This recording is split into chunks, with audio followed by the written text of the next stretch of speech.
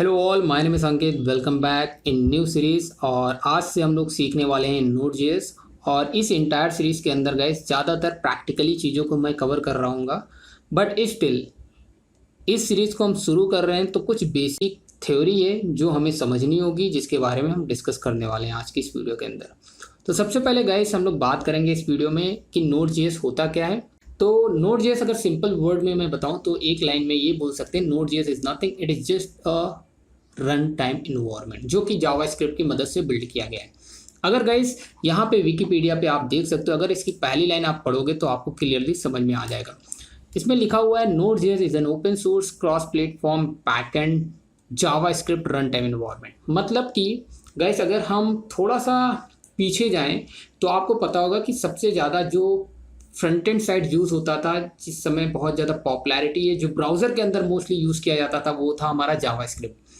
तो जावास्क्रिप्ट के बहुत सारे एडवांटेजेस हमने देखे हैं। डायनामिकली पेज को मैनेज करना, ठीक है, डॉम के साथ मैनिपुलेशन करना और अपने पेज को इंटरेक्टिव और अट्रैक्टिव बनाने में काफ़ी ज़्यादा हेल्प होती थी।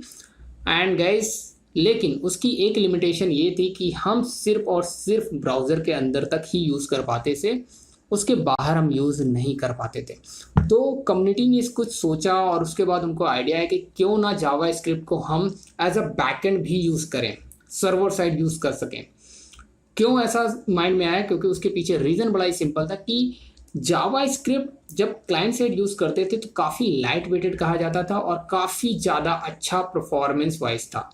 तो इस परफॉर्मेंस को मद्देनज़र रखते हुए कम्युनिटी ने डिसाइड किया कि इसे हम सर्वर साइड लेकर के चलते हैं, और जिसके लिए रन टाइम इन्वायरमेंट बिल्ड किया गया है नोड.जेएस को।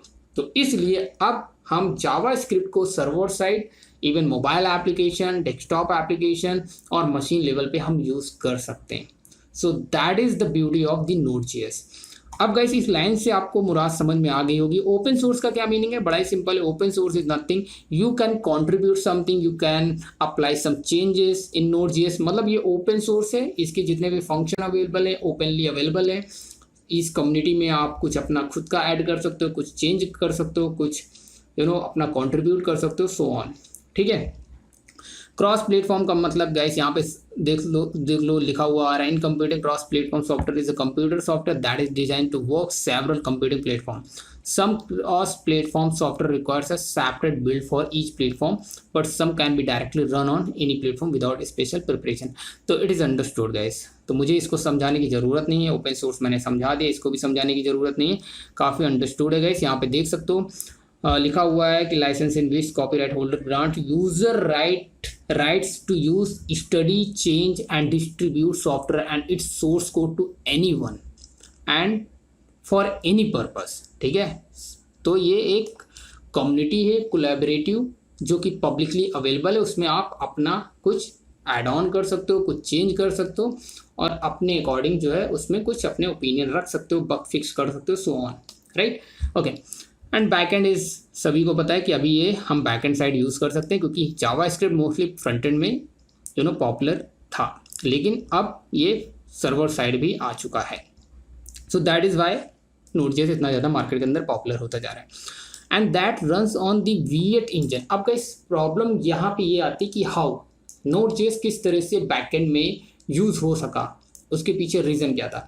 गाइस देखो क्या होता था कि जो भी जावास्क्रिप्ट कोड होता है उसको मशीन कोड में कन्वर्ट करने के लिए एक इंजन की रिक्वायरमेंट पड़ती है, जो कि हर ब्राउज़र में एक इनबिल्ट इंजन होता है, लेकिन वो इंजन हर ब्राउज़र का सेपरेट होता है, सबका अपना अपना इंजन होता है। इसीलिए गाइस कभी भी आपने देखा होगा जब जावास्क्रिप्ट का कोड लिखते हैं तो हमेशा एक चिंता रहती थी कि जो जावास्क्रिप्ट का कोड रख रहे हैं वो किसी ब्राउज़र पे एक डिफरेंट तरीके से उसका रिजल्ट आता था और किसी दूसरे ब्राउज़र पे डिफरेंट तरीका आउटपुट आता था, बिकॉज ऑफ द इंजन।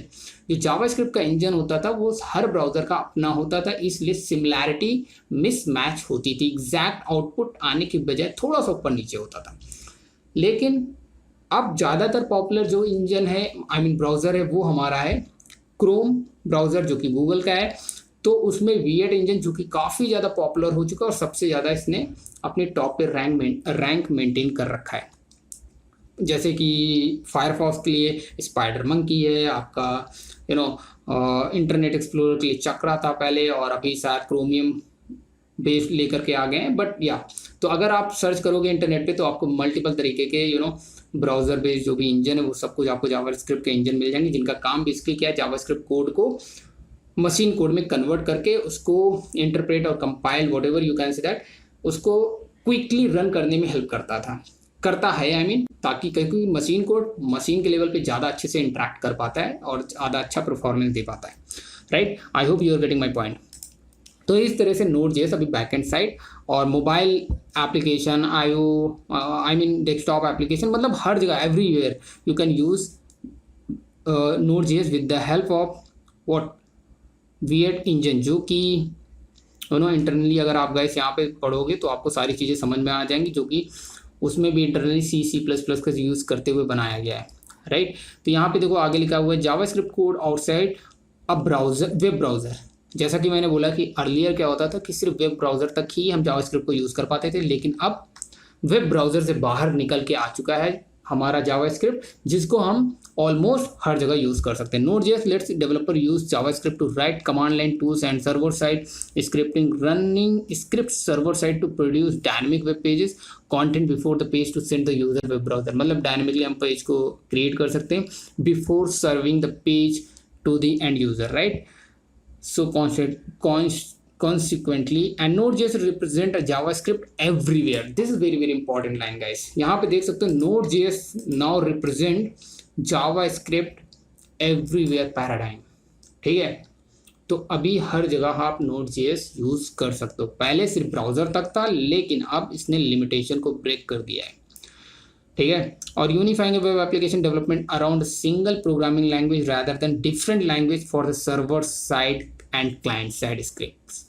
ये गाइस बहुत इंपॉर्टेंट पॉइंट है, वो ये है कि हमें हमेशा से चिंता रहती है कि यार हम कौन सी प्रोग्रामिंग लैंग्वेज सीखें, पहले पाइथन सीखें या फिर C# सीखें या फिर हम जावा सीखें या C सीखें, C++ सीखें। तो बहुत सारा कन्फ्यूजन होता है एज अ बिगिनर। अगर मैं स्पेशली बिगिनर की बात करूं, वैसे सीखना तो सभी चीज़ें चाहिए और लर्निंग हमेशा करते रहना चाहिए, बट स्टिल प्रॉब्लम ये है कि इन द बिगिनिंग हम क्या करें जिससे हम वो 80-20% वाला 80-20 रूल अगर लगाएं कि हम कम एफर्ट डाल के ज़्यादा आउटपुट जनरेट कर पाएँ और ज़्यादा जल्दी हम उस जगह पे पहुंच पाएँ, और उसके बाद धीरे धीरे नई नई चीज़ें एक्सप्लोर करते रहें साइमल्टेनियसली।